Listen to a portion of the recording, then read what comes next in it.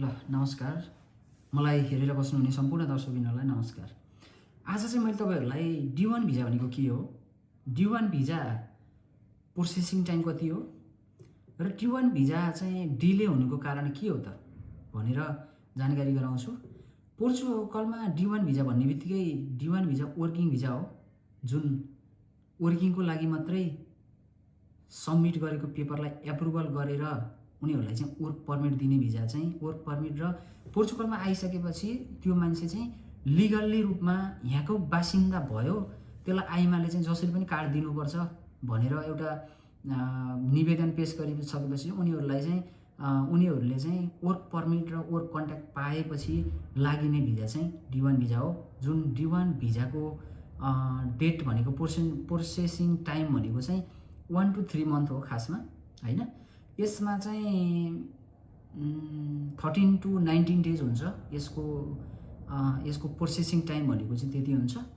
तपाईको D1 visa आइसकेपछि जुन D1 भिजा एप्लाई गरिसकेपछि चाहिँ त्यो कन्ट्याक्ट आएपछि जुन वर्क पर्मिट आएपछि चाहिँ तपाईहरुको VFS को डेट बुकिङ भएर तपाईहरुलाई चाहिँ VFS मा पठाउने हो। जुन डकुमेन्ट फुल्ली डकुमेन्ट पुरा गरेर, जस्तै अब इन्स्युरेन्स भयो, अनि डोमी टिकट भयो, त्यसपछि तपाईको पुलिस रिपोर्ट भयो, हैन। आफ्नो सर्टिफिकेटहरु के छ, तपाईहरुले एक्सपिरियन्स सर्टिफिकेट छ कि छैन, एक्सपिरियन्स सर्टिफिकेटहरु क्वालिफिकेसन हाल्दा पनि फरक पर्दैन, आफूले कहाँबाट पढेको कति नलेज छ भनेर हाल्दा पनि केही फरक पर्दैन।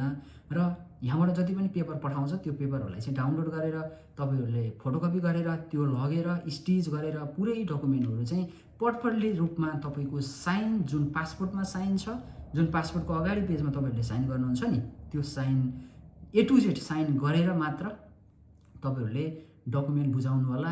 जुन एमबीसी ले भनेको अनुसार, जसले तपाईलाई एप्लाई गरिदिएको छ उनीहरूले भनेको अनुसार लगेर पेपर बुझाउनु होला। र तपाईहरुको एक्सपिरियन्स लेटर पनि बुझाउनुस्।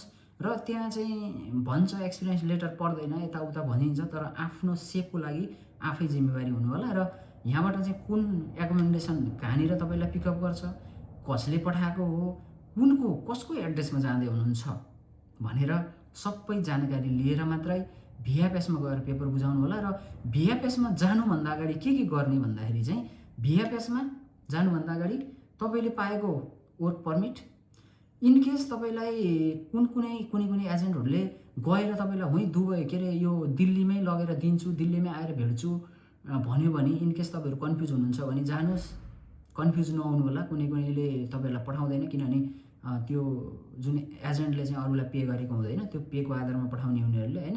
त्यो पनि केही पनि फरक पर्दैन, ढुक्क भएर जानु होला। र तपाईहरुले चाहिँ त्यहाँ हेर्नुस् कि कम्पनी वर्क पर्मिटमा साइन छ कि छैन, र स्ट्याम्प तल अथवा माथि लोयरको स्ट्याम्प हानेको हुन्छ, त्यो स्ट्याम्प छ कि छैन हेर्नु होला। र वर्क पर्मिट पर्पल्ली 1 to 10 पेज समथिङ कति हुन्छ, त्यसमा डेट कति मेन्सन गरेको छ, तपाईको नाम मेन्सन गरेको छ कि छैन, पासपोर्ट नम्बर मेन्सन गरेको छ कि छैन, त्यो हेर्नु होला। र अर्को नेक्स्टमा एक्सपिरियन्स लेटर, तपाईसँग के एक्सपिरियन्स छ। इन केस एक्सपिरियन्स छैन भने पनि एउटा एक्सपिरियन्स बनाउनु होला। पोर्चुगलमै काम गर्ने अथवा नेपालमा काम गरेको एउटा एक्सपिरियन्स लेटर बनाउनु होला। अर्को CV बनाउनु होला। CV कहाँनिर एप्लाई गरेको त, जुन मैले तपाईहरुलाई भन्दैछु VFS मा जानुभन्दा पहिला VFS मा जाने दिनमा के डकुमेन्ट बुझाउने भन्ने बारेमा चाहिँ जानकारी गराउँदैछु। र तपाईहरुलाई चाहिँ त्यसपछि तपाईको वर्किङ सर्टिफिकेट भयो। र अर्को एजुकेसन, तपाईले कति पढेको त्यो पनि मेन्सन गर्नु भने बेस्ट हुन्छ। किनभने यहाँ आइसकेपछि तपाईलाई एउटा भिजा दिने भन्दा पहिला तपाईलाई हो यति पढेको मान्छेले गर्छ है, यति पढेको राम्रो हुन्छ है भनेर एकदम एक्सलेन्ट भनेर चाहिँ तपाईलाई भिजा हान्ने सम्भावना हुन्छ। र अर्को आयो CV तपाईको डकुमेन्टमा CV VFS गर्दाखेरि CV एकदमै इम्पोर्टेन्ट चिज हो। CV पनि बुझाउनु पर्छ। CV बुझाउँदा चाहिँ तपाईले जहाँ काम गर्नुभएको छ, जति वर्ष काम गर्नुभएको छ नेपालमा, त्यो अनुसारले राख्नु होला। र तपाईले त्यहाँ अब ल्याङ्ग्वेजमा चाहिँ हिन्दी, नेपाली र इंग्लिश राख्नु होला, एकदमै बेटर हुन्छ। किनभने तपाईहरुलाई पोर्तुगिज ल्याङ्ग्वेज आउँदैन। यदि पोर्तुगिज ल्याङ्ग्वेज ओला बोतार बोनाइ त्यस्तो भन्न आउँछ, अथवा तपाईले अलिअलि पोर्तुगिज बुझ्नुहुन्छ भने ल्याङ्ग्वेजमा पोर्तुगिज राख्दा पनि केही पनि फरक पर्दैन। इन केस भोलिगढ तपाईहरुलाई इन्टरभ्यु लियो भने चाहिँ इंग्लिशमा लिन्छ, हो हैन। र पोर्तुगिज पनि राख्नु भयो भने चाहिँ पोर्तुगिजमा इन्टरभ्यु लियो भने डाइरेक्ट तपाईहरुलाई फेल्ने सम्भावना हुन्छ। र अर्को गयो हाउजिङ, कहाँ बस्ने, कुन एकोमोडेसनमा बस्ने। पोर्तुगलले दिएको एकोमोडेसनको एउटा डकुमेन्ट डिक्लेरेसन पाउनुहुन्छ, त्यो डिक्लेरेसन एकदमै इम्पोर्टेन्ट छ। र तपाईलाई एयरपोर्टमा कसले पिकअप गर्छ र कुन कम्पनीले पिकअप गर्छ भन्ने कुरा पनि तपाईले त्यहाँ चाहिँ लिएर जानुपर्छ। र एउटा दुईवटा पासपोर्ट साइजको फोटो एकदम कोट प्यान्ट लगाएको ट्याक्क खिचिदिन्छ साइबरमा जानु, कोट प्यान्ट लगाएको बनाइदियो भन्नु, लेडिजले सुटहरू लगाएको पनि बनाउनु पाउँछ, त्यो लिएर त्यो जानु।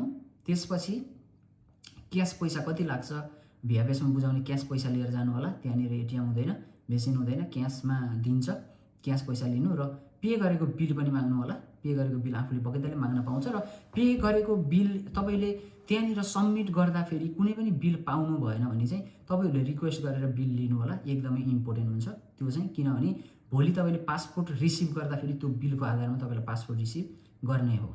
र कसैको तपाईँलाई इन्डियाबाट नेपालमा चाहिँ कसैको सिटिटी गरेर पनि पासपोर्ट डेलिभरी गर्छ, त्यो हामी पनि गर्छौँ होइन। पासपोर्ट डेलिभरी चाहिँ सिटिटी जुन उनै हुन्छ त्यो पठाउने मान्छे नै हुन्छ, तपाईँहरूको एड्रेसमा पुग्छ। जहाँ अफिस छ तपाईँहरूको घर नजिकै, जहाँ अफिस छ, जुन ट्रान्सपोर्टेसन गर्ने अफिस छ, त्यहाँले चाहिँ तपाईँलाई रिसिभ गर्न सक्नुहुन्छ। पहिला मेसेज आउँछ जिमेलमा।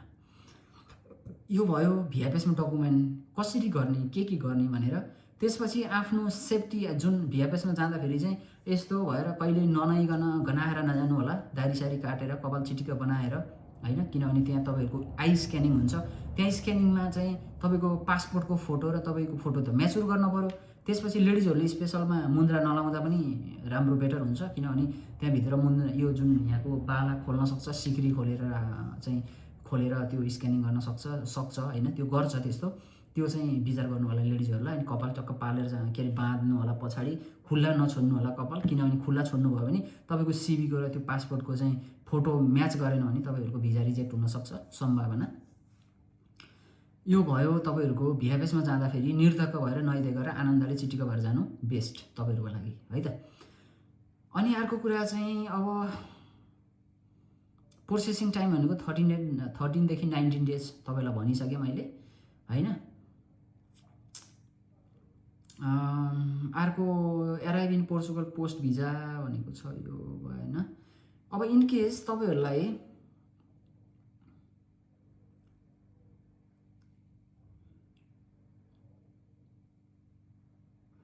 ट्राभलिङको डकुमेन्ट पनि चाहिन्छ, डोमी टिकट, त्यसमा मेन्सन गर्नु पर्यो तपाईँहरूले है त। भिआइपिएस गर्नुभन्दा पहिला तपाईँहरूलाई त्यो मेन्सन गर्नु पऱ्यो।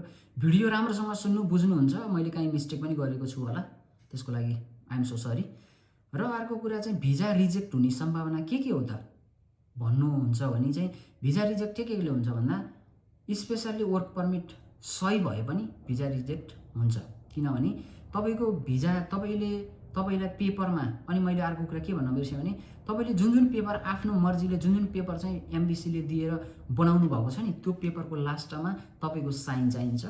तपाईँको साइन अनिवार्य रूपमा चाहिन्छ। किनभने तपाईँहरूको साइन किन चाहिन्छ भने तपाईँको पेपर चाहिँ अर्को पेपरसँग मिक्स नहोस् भनेर तपाईँको साइन अनिवार्य रूपमा चाहिन्छ।